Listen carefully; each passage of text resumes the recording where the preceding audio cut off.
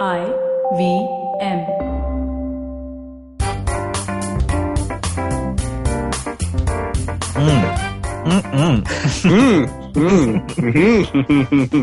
Should we just communicate like that today? I remember there was this really Morse funny. code?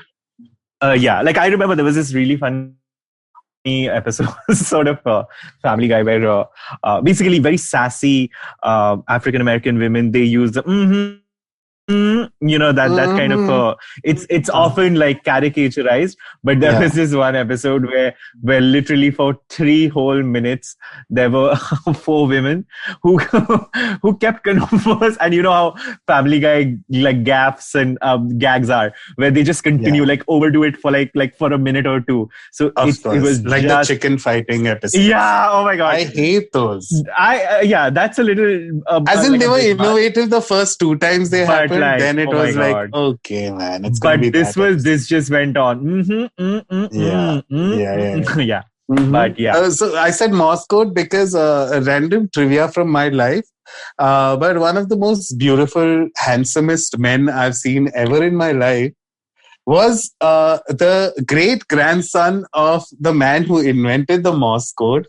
And he happened to marry one of my very good friends. Nice. He's an American man, but he married my friend who was from Pune, and he was absolutely beautiful. And he was actually the great grandson of, I forget who Mr. Moss was, but I just thought, oof, what a bit unnecessary flex right there. Yeah, like Samuel Moss, right? I don't know. I just know whoever created Moss, Samuel Moss. His great grandson, I know. Yeah. The pamphlet at his wedding. Hi, Sunetro. Welcome. Hello. Welcome. People who are listening, welcome to a brand new episode of GAYBCD. And do you just want to go straight for it?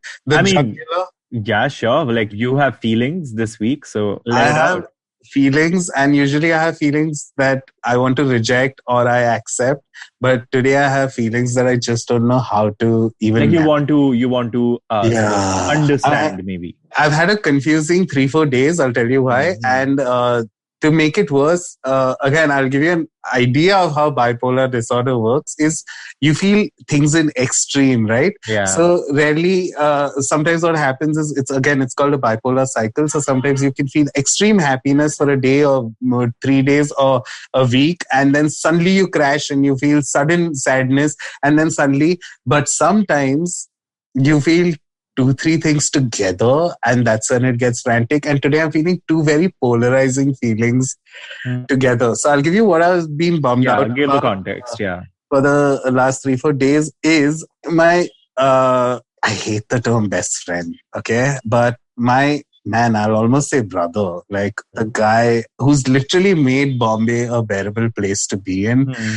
He stays 5 minutes away from my house. He's absolutely one of the most vital human beings in my life. Like, I don't know how I would have lived the last 10 years without him.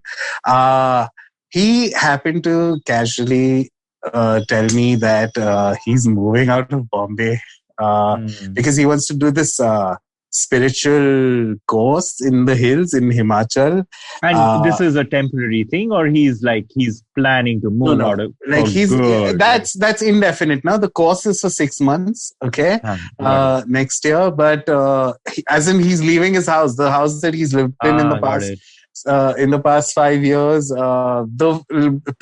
before that, he used to live in a different house for I think 4 years, and I've known him for almost a decade. And he told me that news, and the last 3-4 days, I've just been a little stumped as to what, how, and on one level, you know how it is, right? He's my best friend, so I'm very happy for him, because this was even a pre-pandemic conversation once where he was feeling a little stuck, so he wanted to get unstuck in life, and he wanted to explore things or find himself, or so on one level I'm extremely happy he's doing that, because that's what friends are for. But on another level, I feel I'm a mix of devastated and confused. And to make it worse, I have had the same 1 TB hard disk for the past 8 years. Okay, which has been so full that every time I want to put something important on my hard disk, first of all, it's one of those chargers. It has its own charger. Oh, geez. Yeah, one of Yeah. those Seagate old school. Yeah. And for years, I don't know why I kept telling myself that, when you have money to like spend, when you have the money, buy a new hard disk. And I ordered one like 10 days ago and it showed up today. So I'm on one level feeling ecstatic that something I stalled on for a decade has finally happened. Yeah. But on another level, I'm feeling that someone I absolutely love, as in I cannot even like justify it in words, for the past decade is going to be distant in terms, and it's so stupid, right? He's just going to be, he's not dying. Yeah. He's going to be far away in terms of distance. Yeah. But just knowing it that hurts. man. Which is why today I wanted to talk about a very specific thing, which is starting over in life. Like if you and the various sort of shades of it, like in our life. Yeah. Sure.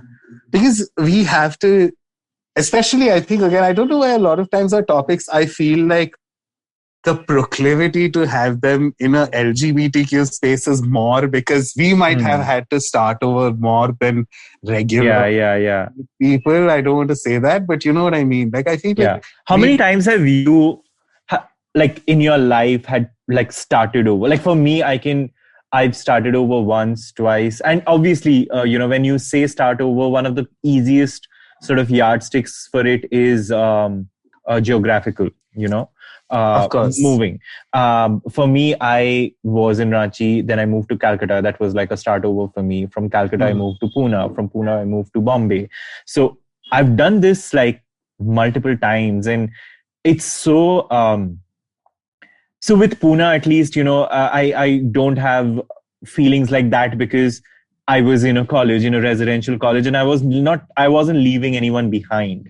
But with Calcutta, with Ranchi, I was genuinely leaving people behind, and I never saw it the way you're explaining it because I was the leaver, not the leavey, Yeah. So, Yeah. And I when I hear this, it makes me feel like, I don't want to make it sound like I made such a profound effect. I had such a profound effect on other people's lives, but But I'm sure that anyone who was close to me would have felt it. Like they felt it more than a Sunetro void. Yes, and then I felt their void. Like because for me it was about a new situation, and I had to grapple with that, and So while that is starting over, I think in the whole conversation of starting over, people you leave behind who have to start over with this one gap, this one archetype that they had built and were depending on for the longest time, gets ignored very often. And I think it's what you brought to the fore is something that we do ignore. Actually, it's interesting. Yeah. See, have you started over? Exactly. Tell me about your have I started over? My brain immediately threw like 3-4 balls up in the air, which is one, location. Okay. In that sense, I have the big move to Bombay was like one of my biggest like turning points in life. Like it's where my career started. So that's one starting over. But then I also thought, wait, but for example, physically, I've started over so many times where I've ballooned to a certain weight and then I've lost all my weight. And then again, I've slowly, gradually put on weight. And then again, that's happened 3 times in my life where I've gone from 110 to 70, 110 to 85. Like that's happened 2-3 times in my life. And then the biggest one for me is mentally having to start over because again, I hate to keep throwing this little tadka every time we talk, but like, being a bipolar 2 disorder person, like I've had to start over right from scratch mentally every time that I came out of therapy, came out as a functioning member of society and a normal person. I feel like that's been a start over. So I wouldn't even know where to start if I had to say starting over. But Yeah, I've had, I'd call them reset buttons. I'd call them Yes. reset. I've had several reset buttons in life. And I'm just going to shove the cliched things that we might arrive upon early on, which is, sure, change is always a good thing. Yeah. I don't know if it's a good thing, but change is always uncomfortable for sure. But somehow you do learn how to acclimatize to change in life. True. And so right now only I'm going to just bust that open that, oh, welcome change and change is constant and all those type of cliches. I want to get them out of the way. Yeah, of course. Yeah. And we do get acclimatized. The point of this conversation is how do we, what do we do during the difficult period? That because there is always the difficult period.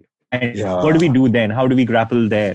How do we make peace with that? Because that doesn't go away, no matter how much you welcome change. So you have to hate someone to kind of welcome that change. Oh, thank God this person's not there. I know. But you start with, in retrospect, if you had to rewind a bit and go about, like, look back on all the moments where you felt like you had to up and leave, or again start over. What did you think? What were your experiences like? You to start over? So my start over experiences have been very solitary. Okay, they had to do with who I wanted to be or my aspirations, and linked to the idea, and I've spoken about this in the past, linked to that idea of aspiration is the idea of the projection of who I want to be seen as and perceived as. That was the struggle that I was going through, because there are so many doubts when you want to come to a consensus about who you want to be, who you want to project yourself as. I don't even, like, again, whoever is listening, I don't want it to come across as an advocation of not being authentic. Even putting the authentic side of you need to have that conversation about how much you want to put out. So it's that. And that has been my journey where, for example, in a place like Ranchi, where I was in a,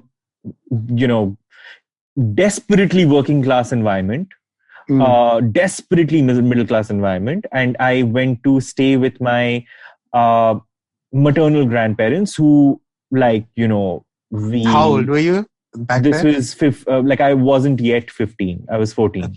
Okay. And I went to Calcutta, where obviously it's a cooler, more metropolitan space where people are supposed to kind of take public transport, like travel using the metro. I was scared. Because I didn't know where to, I didn't know how to use the bus. I didn't know how to use the metro. And so that was one part of it. The other part of it was the fear of being seen as less than, because I come from a place which is less than, that was the idea in my head, that Ranchi is obviously not as cool as Calcutta. And Calcutta is more multicultural and more of a melting pot. The kind of things experiences people would have had, they would have, I would never even come close to it, would even understand it. So that was one step. The second start over was when I moved to Bombay. While I'd had enough experiences in, let's say, a Pune or a Calcutta, Bombay is a different beast altogether. So so for me, the idea that that was the first time, at the age of 23, that was the first time I would be paying for even my space. Before that, I was paying for everything else. I was paying for my food and whatever. I didn't at least have to pay for the roof over my head. But at the age of 23, when you have to start thinking about even that, then you have to think of how you will travel. Then again, you have to think of, okay, so I will ostensibly be around people who are Bombayites. And again, what is their level of coolness and what how will I fit in terms of, because I've always felt like I was a misfit socially. So, I mean, now obviously I have a lot more, confidence. But that time I was just like, I don't know where I'll fit in. Am I going to be this kind, that kind? To the point that the first few months in Bombay, I barely socialized. I was happy just going to work and coming back to my apartment. My apartment was like a teensy chawl type of an apartment where like literally that was my beautiful like garden of joy. And that's what starting out was, where I had to fend for at every step. The intensity of fending for yourself just kept getting increased. One, to start off with, when I was in Calcutta, at least I had a little bit of family around me, but I had to fend for myself financially. When it comes to, I that was a conscious decision. I started paying for my own fees. I started not eating at home, started paying for my food as far as possible. Then came the idea that I have to fend for myself emotionally, because I mean, obviously no one understands me with my life. And then when you go to a college where you're surrounded by people from all over the country, then the whole idea of fending for yourself and keeping yourself mentally sound and sound in every way just expands. And then finally, when you come to Bombay, that just becomes like. Can I plug in a quick note here? Sure. When you say moving to Bombay, I have to say a lot of times I found myself thinking this, right? I relate, first of all, to so many things that you're saying. First of all, this wanting to rise above that middle classness that you realize as you start becoming an adult, that, hey, I am the next leg of this race. I have to be better. I have to spend for myself, those kind of things. And what I'm trying to get at is, a lot of times I felt like, running away from your problems is looked down upon. Because for me, moving to Bombay had to do a lot with not wanting to be in a toxic environment. Oh my fuck Lord God. That is so true. That is it was me wanting to start over, sure, but like career-wise, whatever. But a lot of times I just felt like I cannot do this shit anymore. I cannot keep going through the same family fights. I cannot keep living this Groundhog Day type life where I have the same friends and the same thing happens over and over, and we smoke the same number of cigarettes every day, and we watch the same cricket match and all of that. I just wanted to leave that behind. In that sense, I wanted to. That is such a great point you mentioned. Continue. Yeah, my point being that in retrospect, I've never seen it. I've always seen running away from your problems sometimes as a great negative thing, because Bombay actually distracts you. That's what a lot of times, even in addiction, a lot of times things like, make yourself busy, like distract yourself as much as you can, when you're in the throes of any kind of addiction, that's commonly thrown out. But I felt like Bombay as a city itself is such a distraction. It is such an overpower of every sensory overload, basically. It is such a sensory overload that it slowly made me come to terms with what life I was leading before I moved to Bombay, and then process it while I had no time to process it in Bombay. I felt like, in that sense, hey, running away from your problems, a quiet shout out to you. Oh yeah, I've had the same experience in my life where and again, a shout out to therapy. My last therapy session, this was one of the things that I was talking about, where and maybe we'll discuss why I ended up discussing something like this, but the reason, the thing I was talking about was that I moved away from Ranchi. I moved away, and then Calcutta, because I wanted to move away from toxicity. Like you said, I could not get a dialogue going with my father. I could not get a dialogue going with my mother, with my brother. And these are my 3 core family members. And if I couldn't be heard, if I couldn't have a proper to and fro dialogue, and I'm not painting them as villains. It's just, that's how families in India work. There is just can be. And that's just communication issues. That's what happens in India. Now, given that problem, that's what I I was willing to kind of start over from scratch with nothing on me, with nothing by my side, with no one by my side. And for me, that was a price worth paying. And Bombay is just because Bombay is such an overload, sensory overload overall. Even like smell wise, in every way, smell, colors, sound wise, you name it. It's like, and it just kind of, yeah. I totally agree with that. But see, again, I feel like if we push this a little further, I know that's where me and you diffract again, because I have constantly felt like, okay, now what's the next step? I've done this Bombay franticness, and now what? Now should I look for a slower pace, or will I go to the slower pace and regret it? Which is I want to ask you a root canal question. Okay, I'm calling it a root canal question. Okay. But supposing you had to go back to Ranchi, should I give a trigger warning? Like, yeah, sure. If you had to start over in that sense, like I'll give you my example. Absolutely. Right now, I myself am facing this crossroads of, because ever since my friend told me this, I have gone in hyperdrive, of him moving. And but help me understand why I would need to. I'll tell you because and it's kind of my situation. So I'm just trying to ask for a solution for myself via you. But what I'm trying to get at is his thing in the Himachal starts in April, and he plans to live in Pune for Jan, Feb, March. Okay. Now I'm not saying I've been considering moving to Pune, but the first thing I thought of was when I had to pay the rent this month. Okay. After this news of my best friend moving on, the pinch I felt that, oh my God, is it logical to keep living in Bombay anymore? This whole rent is like bleeding me dry every month.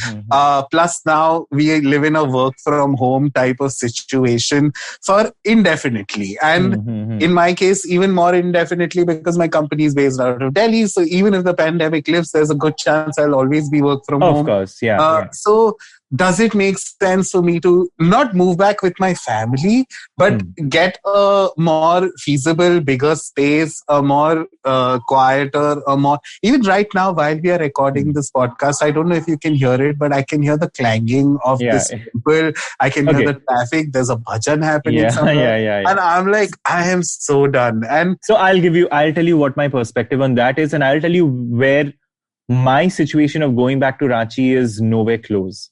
Okay. Because for you, what you're looking for is a more peaceful version of Bombay.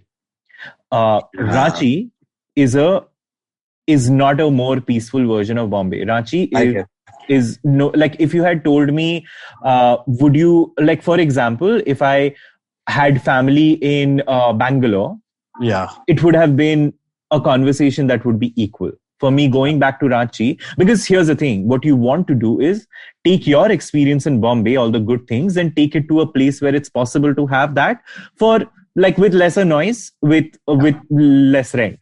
Ranchi is not possible.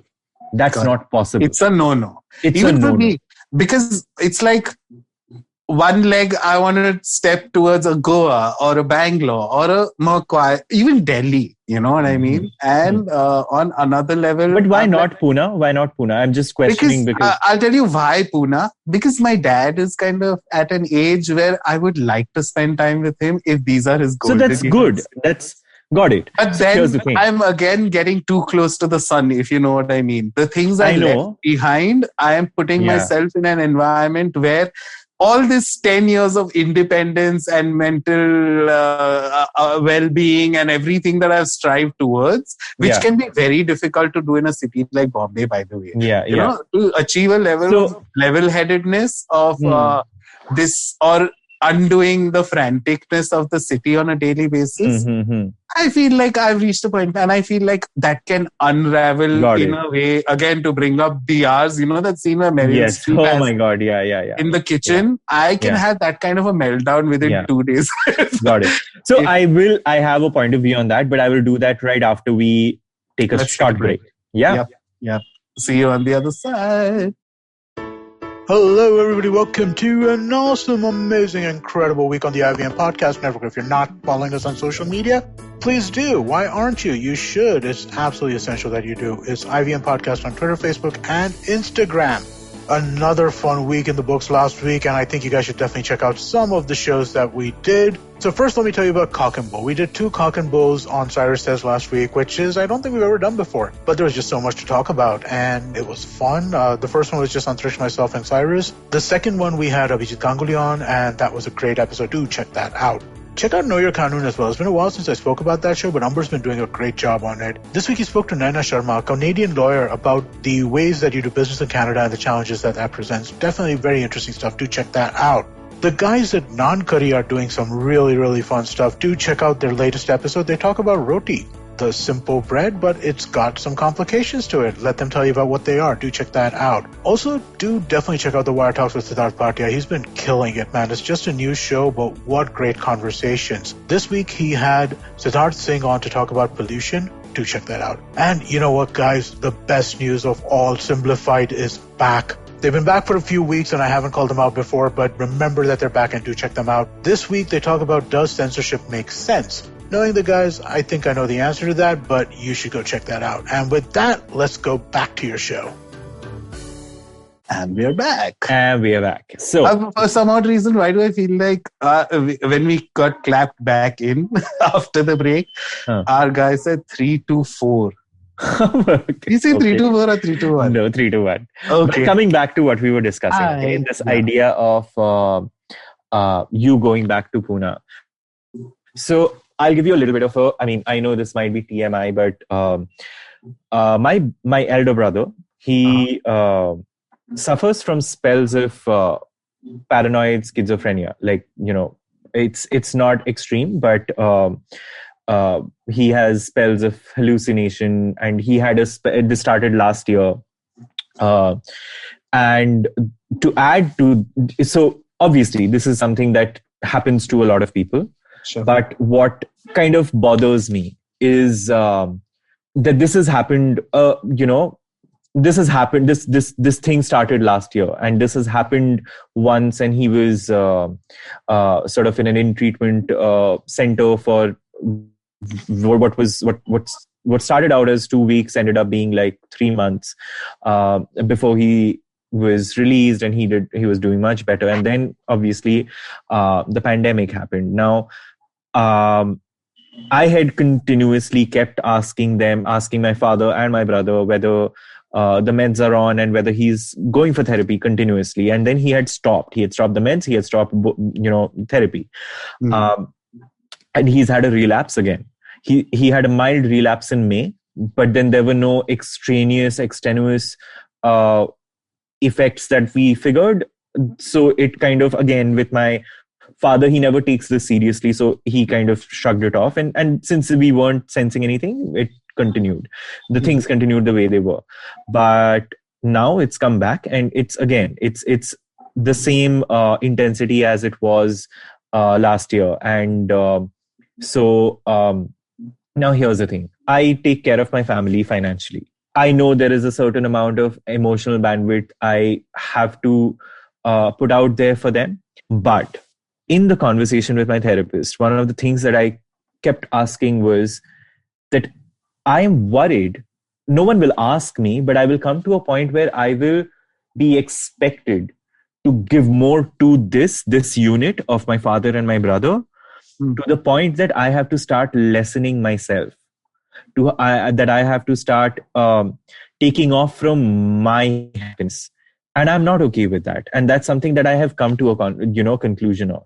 Yeah. And hence, what I wanted to say was, and this is not advice to you. This is just me putting myself in your shoes and saying, I am in a similar situation here where I have 2 family members that I care about, but I'm doing my ample best to make sure that both of them are hail-hearty, financially secure to the point that they don't have to worry till their death.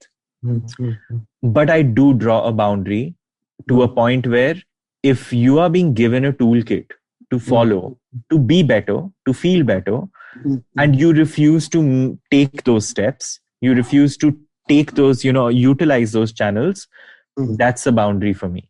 I will not get involved beyond that, because for me, I have to take care of myself. I am important.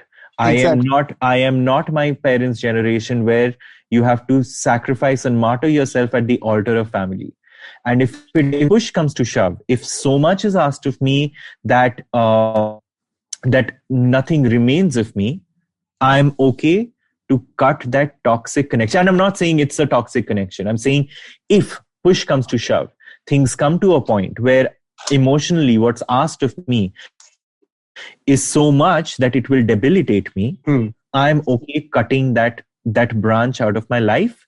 And putting yourself first in that sense. Got it. Yes. Yeah. So if I were faced with your predicament, I would keep a boundary. It's not even a predicament, and honestly, again, it's not even going to become a thing, right? It's not like I have to move back in with my family. Exactly. The reason I kind of broach this, you get stuck in life, you sort of do things on your own terms, and you get unstuck, and then somehow the pandemic has been such where I felt like a lot of people had to go back to what they left behind. Yeah. And I would have felt like I would have done some injustice to this conversation if I did not broach that, because being presented with even a faint possibility of having to live in the same city as something that I left behind. I don't know the level of like angst it gives me. Yeah. And the continuing angst of having to live in a city like Bombay and having to spend the amount that this city requires and all of that. It's just like, man, and a large part of, I don't know if it works for other people, but I'll tell you something, a huge part of my mental health going to shambles was because of my inability to make decisions. I cannot make a decision to save my life. And now you might think decisions like, oh, should I move to Goa or should I move to Pune? Those are big decisions. I'm saying sometimes even like, should I do my eggs today? Should I do my eggs scrambled or should I do them fried? And I can literally work myself up into a frenzy over something as trivial. I'm not even using this as a metaphor. This has happened in the past where I was like, I'm craving akuri also, but I actually want fried eggs also. So now the logical thing is have a fried egg and mix a little akuri also and you're sorted. You had both things. But sometimes I can get stuck in that. Got it. Yeah. So much that the next thing you know, it's 4 p.m. in the evening and I've skipped breakfast, I've skipped lunch, and I'm still wondering, what do I eat? What do I eat? What do I eat for dinner? And then where is my life headed? And where is this? And next thing you know, over just what style of eggs, I've driven myself into the ground. But what I'm trying to say is, one thing that's worked for me a lot is this thing I do that as an adult, I've started realizing that make the choice and then don't regret the choice. You know, that's another thing I've learned to do repeatedly. Like,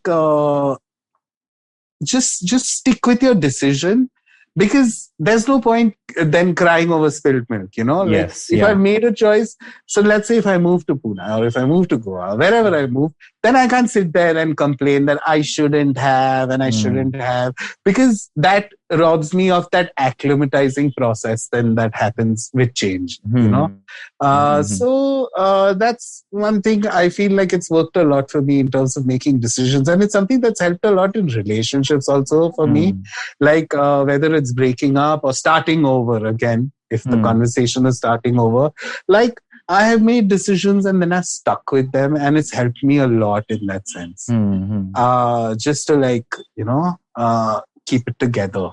Does that mean, have you ever found yourself, what if I say starting over in a relationship, what does that mean to you? For whoever's listening and is stuck in a relationship, whether it's toxic or complacent or whatever. So I think starting over in a relationship is, so here's the thing. I've been in relationships where, where we've reached a point where, a breaking point, and then we've kind of said, you know what, we still care about each other and we need to reform ourselves in some ways. because we want to make this work. And I don't think that's happened very often in my relationships. That's just like one example. For me, that has taught me a great deal about the idea that you are this idea of, oh, I am this person and this is what defines me, is bullshit. Like, that's one of the things you need to, like, I have needed to get the fuck over, because I am this definition in my head, so, and hence I will continue doing that. And I'm not even suggesting you need to change yourself for a person, but what I'm trying to say is that your ego, and it's so important for us to leave that behind when the prospect of starting over for good comes to you, shows up at you. Because with people you care, if you want to make this work, and we often meet breaking points. We often meet points where we think, fuck, this is just not going to work. But if we set our ego aside, keeping our sense of self intact, magic can happen. And I think starting over, one of the things where you can start over with the same person is when you let go. And I'm not just saying in terms of like getting back together with someone. I'm also saying in terms of letting go of anger. Like, I have spoken about, I think this was back in February, I'd spoken about this. One of my exes where we broke up because we just weren't on the same page on what should create panic. So, for example, he would go on a drug-fueled bender, and I would panic. And to him, that was over-controlling. I get it from his point of view. But that time I didn't. That time I was like, I'm the bigger person. I'm the one who cares about you. I'm the one who gives a fuck about you not, lying in on the side of the street with having overdosed on something. That time I was that's the right fighter. I had used this term last time. I was a right fighter that time. But as time went by, it just so happened that for me, and this is when therapy started, that I had to start letting go of ego, that I was right. The right fighting. Once I stopped doing that, then I started seeing this person as a flesh and blood person who might have made mistakes, but who was also hurt by me, who was also hurt by what he thought was an excessive control over his life. And I reached out to him, and I wouldn't say we are friends now, but it's good to chat with him now, and he spoke about how he struggled with drugs over the past few years, and he's doing much better. He's moved in with his family back in Bhopal, and he's running like a design thing for himself. And that's that for me. I think starting over can bear fruit if we let go of these heavy, tangled masses of who I'm supposed to be and what I am in my mind. I need to continue being that person. Just go with the flow. Let yourself evolve as a person. And I've learned it the hard way, but I am on the path of learning it more and more every single day. And that's what starting over in relationships has been like for me. Yeah. I straight up, I said this thing about how change is uncomfortable, and a lot of times we are afraid of it because we don't know what the outcome is going to be of that change and all. But I'm going to straight up, like, if you're stuck in a toxic relationship, if you're stuck because that kind of change is only going to be good for you. Only going to be good for you. And so the thing is that in toxic relationships, the issue is that you don't see how it will actually affect you months and years for you to snap out. Sometimes even complacent relationships, right? Where you just become complacent. The passion is dead. You both are just carrying on because you did this thing, and at one point you all felt passionate and so deeply in love and so alive with each other, but then slowly that died, and you just keep carrying on, and that's a different level of being stuck, because and that happens on jobs so many times, right? Yeah. Where you get stuck on a job and you just feel like, I cannot. What do I do? Am I more? Because these things make you question your self-worth in a lot of ways, especially jobs, right? When you have to change jobs, when you have to get a new job, suddenly you have to see your resume, you see your life on paper, and you start realizing, oh my God, I've not done much, or I've done too much and I've not achieved anything. And all these kind of feelings start bubbling up. And the same thing I feel like happens in complacent relationships or toxic relationships, where you feel this insane unexplainable, is that a word? Inexplicable. Like, you don't know what you're feeling, but you are feeling something, so you keep getting used to that feeling. But straight up, like starting over in a relationship, no matter your age, starting over or letting go in a relationship, it's just always worked out for me for the better. Always. So that's one thing I'd blindly suggest. Start over. Jaldi karo.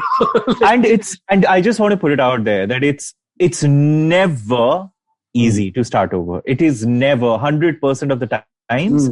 It's not easy to start over. You will always have a struggle. Either the struggle is emotional, either the struggle is, financial. There is a struggle, no doubt about it.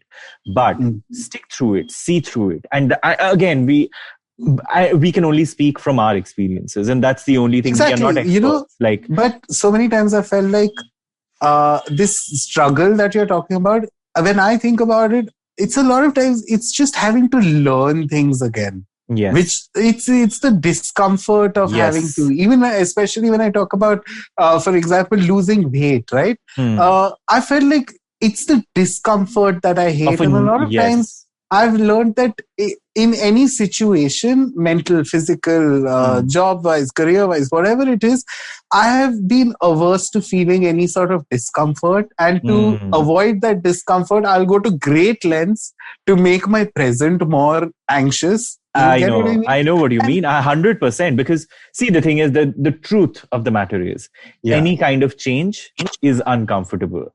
And starting over is change. And hence it is bound to be uncomfortable. But if you want to evolve, and guess what a synonym for evolution is? Change. It is going to be uncomfortable. So welcome the discomfort, but see through it.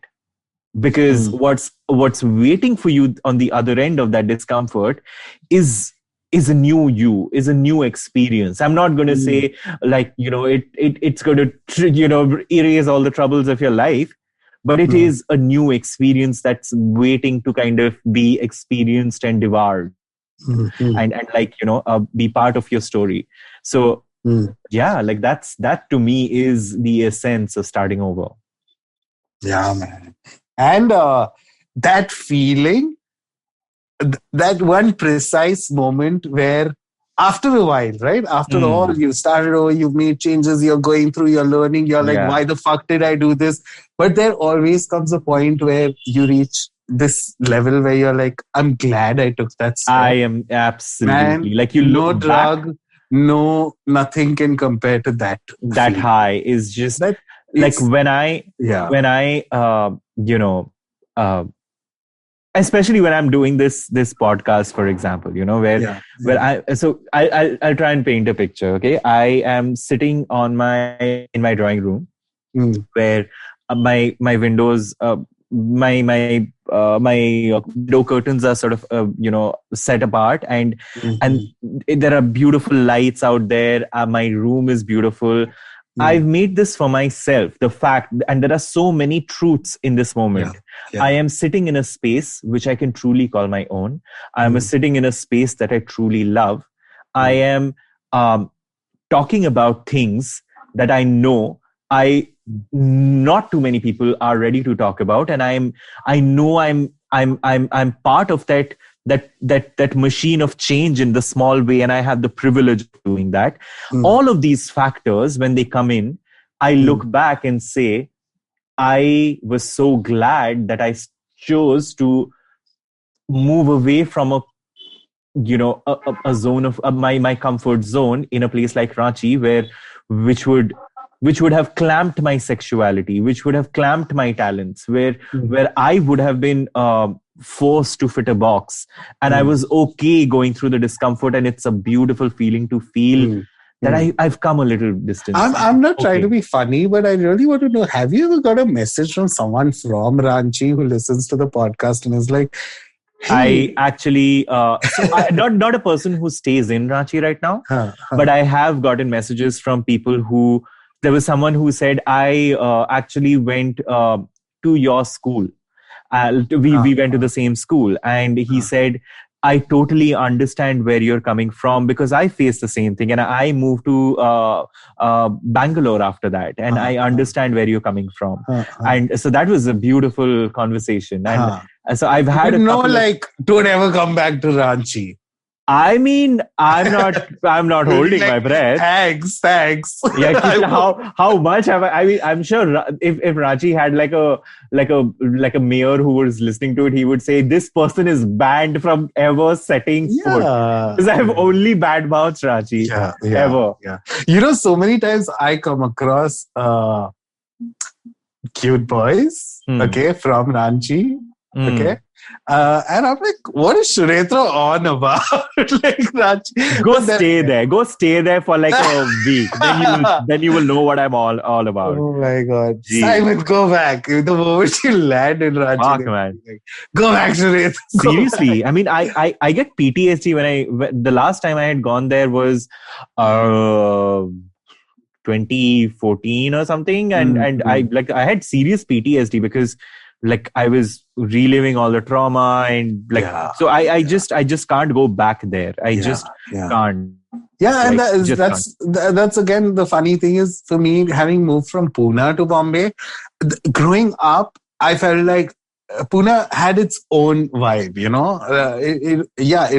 It was like it wasn't a city, a metropolis, a metropolis or anything, but it had its own cool crowd growing up. And for me, it is my anxiety, or like you said, PTSD.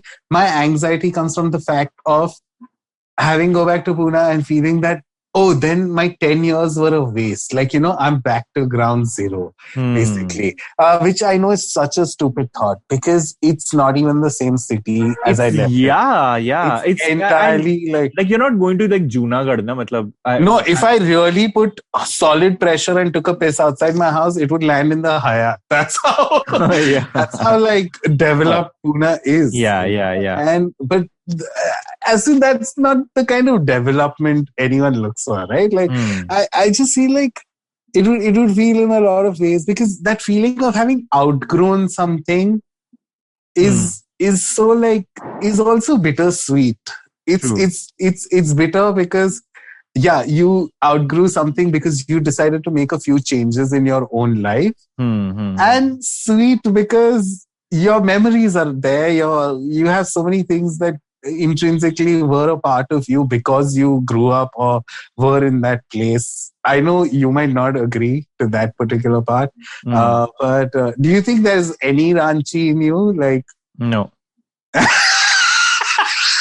don't even have to think about it. I really, I just nope. Because it's the only Ranchi I have in me is the part of me that wants to shed it.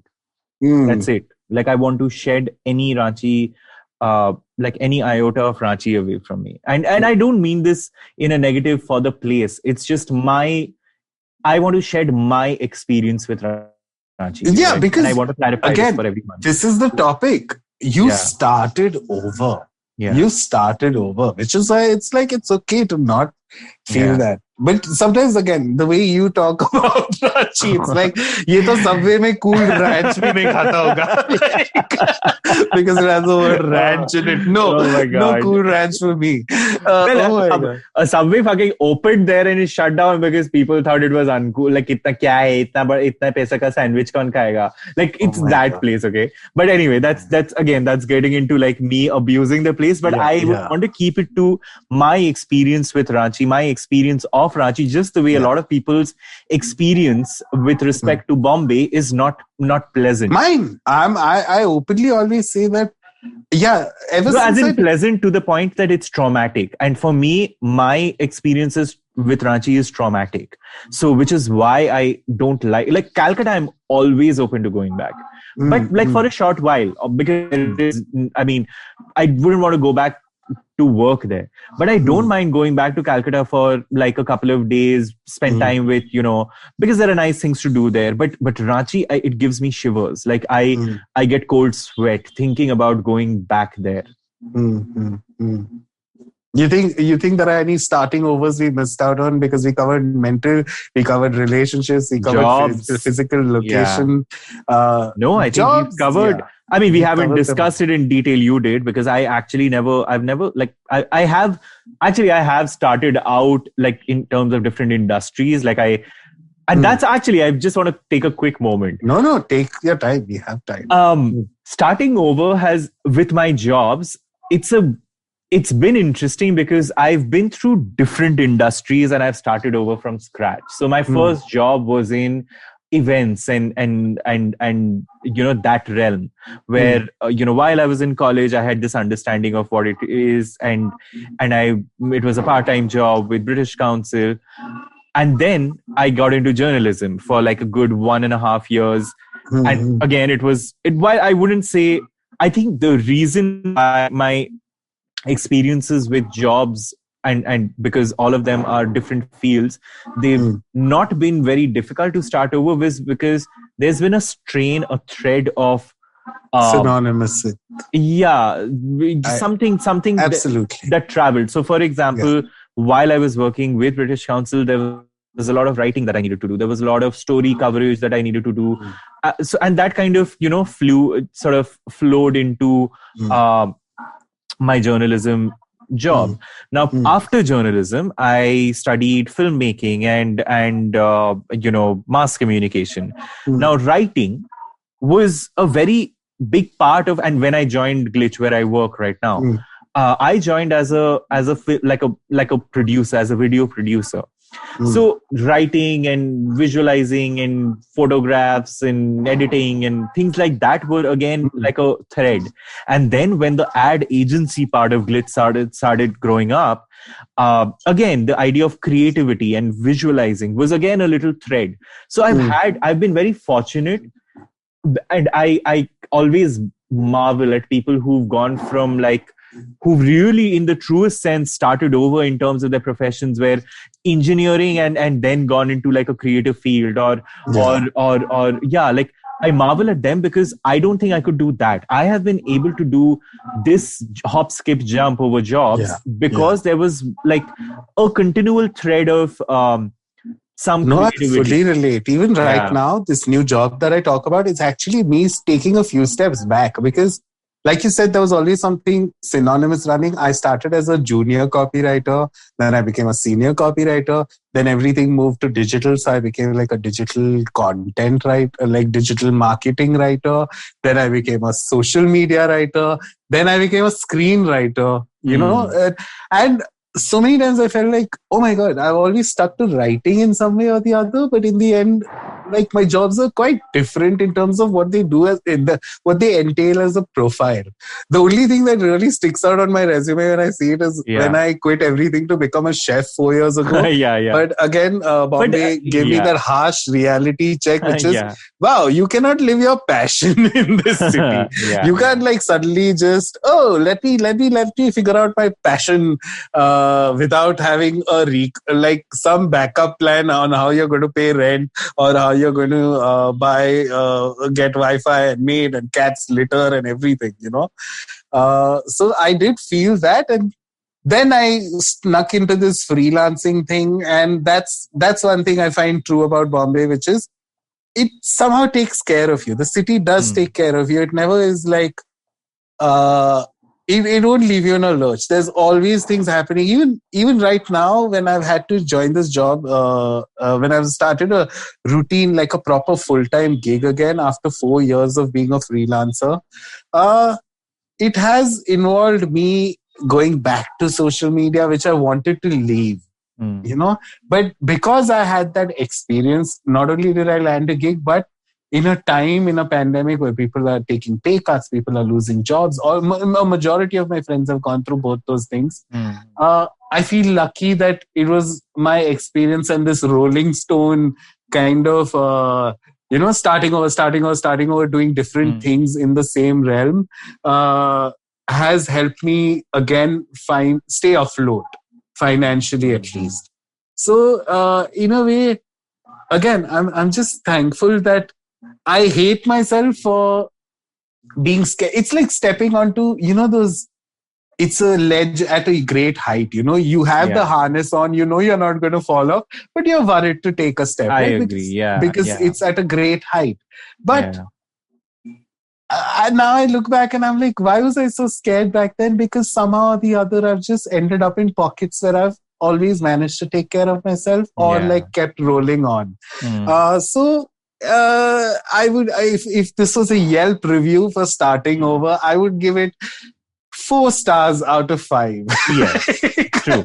And the only thing is, and if I had to give this review, I will say that it's a pickle. You have to cure it. Like, you will see it only when it's cured, like properly.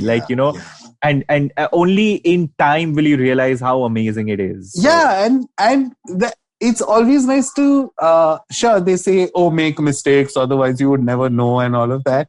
But sometimes mistakes do backfire. Yeah. But always it's something I learned late in life. If you learn how to step back, reassess, and kind of get back into the throw of things, I feel like starting over is something that isn't so scary then. I felt amazing actually. This new job, I joined as a social media manager, and then somewhere on a Zoom call, someone yesterday messaged that, Farhad, do you know anyone in SEO? Okay. And I actually, one of my very good friends who I worked with in the past, who I've not worked with or met in the past couple of years, but I'm very fond of him. I thought of him first. I got in touch with him. I was like, hey, what are you doing nowadays? And he said right enough that, I quit my job because pandemic and all of that.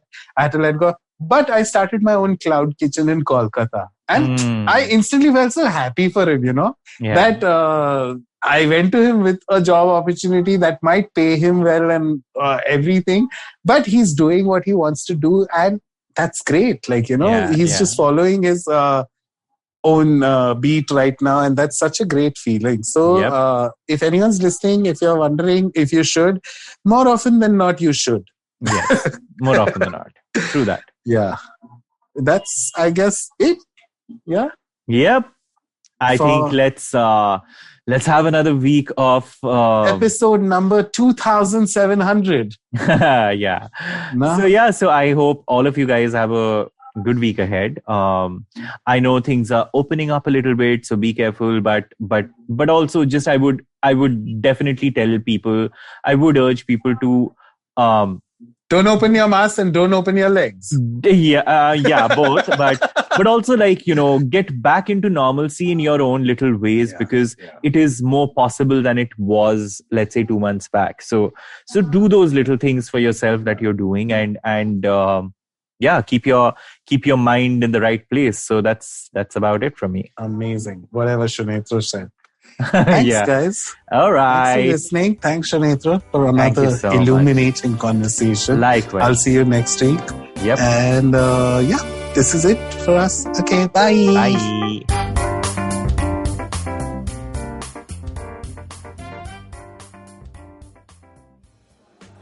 Bye. बेटा, did you know 79% of all scientists in NASA are Indian only? देखो, India में tax सिर्फ middle class भरती है. Everyone is just enjoying free यार. आजकल के youngsters are only interested in partying and enjoying. उनको देश की पड़ी ही नहीं है. बेटा तुम बस शादी कर लो, उसके बाद तो you can enjoy life like anything. I will tell you what this country needs. This country needs 15 years of dictatorship. That is the only way to become a superpower. See the Chinese, how much they've progressed. सुनो, तुमने ये WhatsApp forward देखा? So what's common between all of these statements? They're all absolutely rubbish. Fake WhatsApp forwards that spread like wildfire. And statements that defy any logic. We are here to debunk them all. Way of family WhatsApp groups, worst nightmare. Where what happens when you read a book. Basically, we're just a bunch of guys who want to cut through the bullshit of everyone saying this, how it won't be true. So that the next time someone confidently squeezes out some WhatsApp or Twitter BS, you can look them dead in the eye and go, Uncle, please sit. So join me, Joel, And me, Tushar. every Mondays for a fresh new episode of Uncle, Please Sit.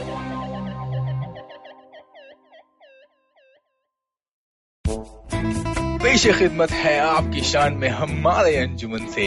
Hi, I am Sadaf and I am Arshid. खाने का इतिहास, economics, policy, psychology सब है menu पे. Only on the Naankali podcast every Wednesday, सिर्फ IVM podcast app या website पर, या फिर जहां से भी आप अपने पॉडकास्ट सुनते हो.